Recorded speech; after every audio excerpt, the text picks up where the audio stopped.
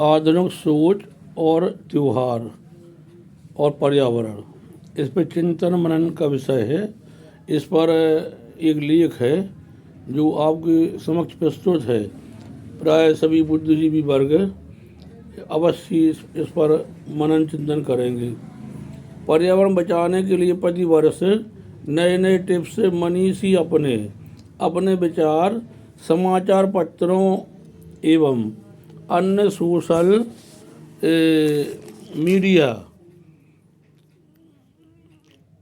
माध्यमों से प्रस्तुत करते हैं, जिस को सभी पढ़ते हैं, कुछ अनुसरण करते हैं, कुछ देखते भी नहीं।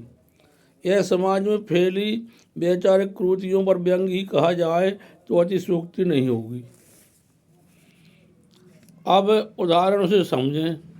जैसे घरों में माता पिता की सेवा सबसे बड़ा धर्म है, फिर भी वर्तमान में कुछ एक परिवार छोड़कर माता पिता के लिए युवा सोचन है वृद्धाश्रम खुलवा दिए और माता पिता को वृद्धाश्रम में भेज दिया।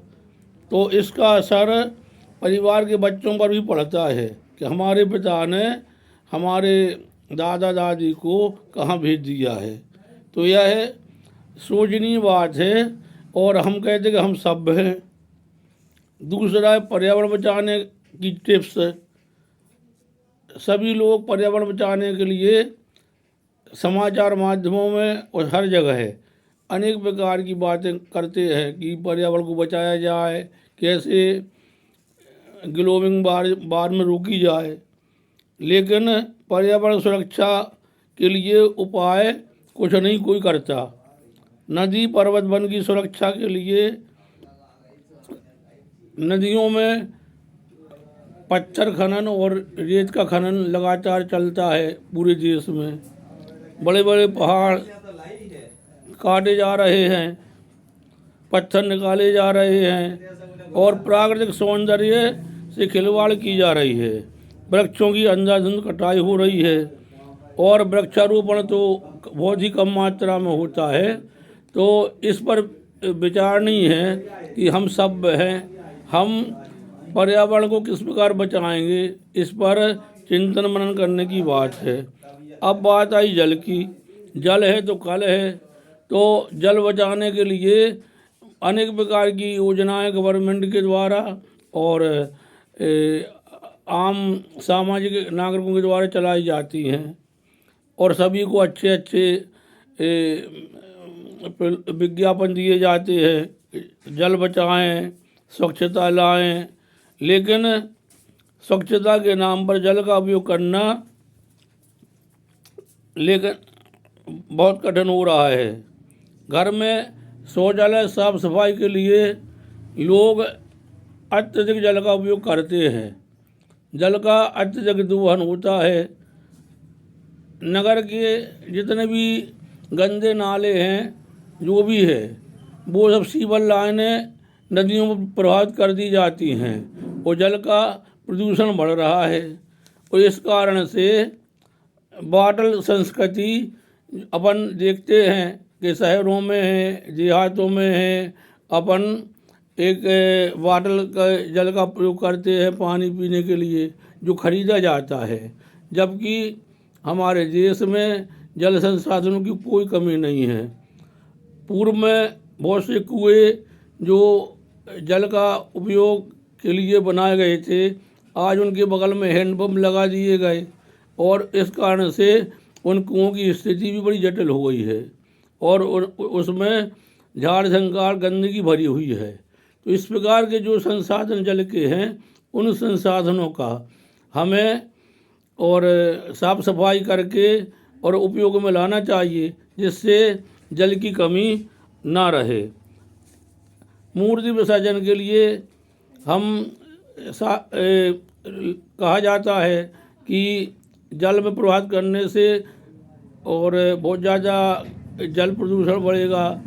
लेकिन अन्य जो संसाधन हैं जिनसे जल प्रदूषण होता है, ऐसे संसाधन जो हैं, जैसे गंदे नाले हैं, सीवर लाइन हैं और कचरा है, इन सब का निष्पादन करने के लिए अलग से ही स्टाफ डैम वगैरह बनाना बहुत अनिवार्य है, जिससे जल स्वच्छ रहे।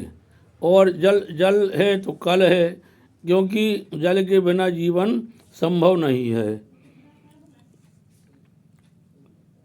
इस प्रकार होली का त्यौहार जो हम मना रहे हैं, होली का त्यौहार प्रतिवर्ष आता है।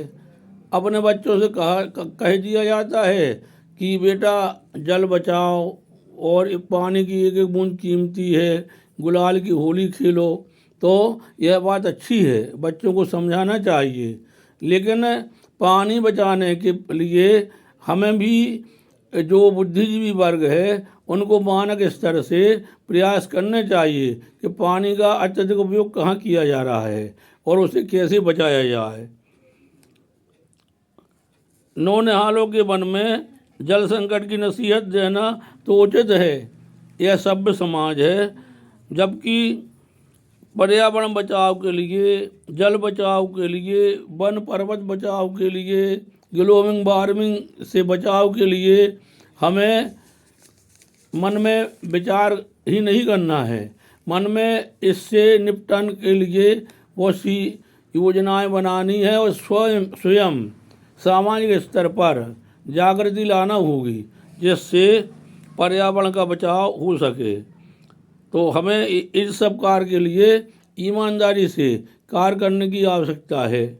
हम आधुनिक हैं, सोच तो स्वीकार करते हैं, हम सभ्य हैं, और सभ्य होने के साथ ही हम कुछ ऐसे कार्य करते हैं जिससे पर्यावरण में बहुत हानि हो रही है। तो इस प्रकार हम स्वस्थ रहें, हम जल बचाएं, पर्यावरण बचाएं, जल जंगल बचाएं, और सभी प्रकार के नदियों के लिए, तालाब के लिए, कुएं और हैंडपंप है, बावली है, जो पुराने धरोहर हैं, जल स्रोत हैं, इन सब को बचाने के लिए हमें एक अभियान चलाना चाहिए और हम सबको इनकी सुरक्षा के लिए आगे बढ़ना बहुत आवश्यक हो गया है।